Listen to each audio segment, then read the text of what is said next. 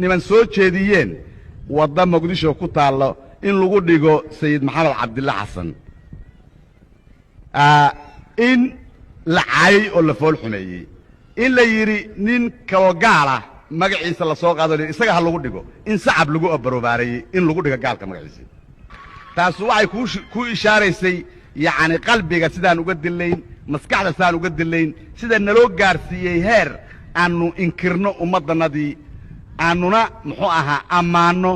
kuwa bannaanka ah oo aan waxba noogu jirin maxaa wacay qofkaan taariikh lahayn oo qof aan jirin buu la mid yahay wixii muddo dhow ka horraysay waad og tihiin inaan taariikh aan leenahay sheegno waa laynaga maanici jiray ama waa layna dabamari jiray waxaana laygelisiin jiray inaan baranno dalal kale taariikhdood dalal kaleeto geesiyaalkood dalal kaleeto muxuu ahaa gabyaagood dalal kaleeto qoraagood kuwaas baa layna bari jiray kuweennana waxaa lagu shaqayn jiray in la fool xumeeyo amaba aan la soo qaadin ee la masaxo inay jireen iyo inayn jirin la kala aqoon waayo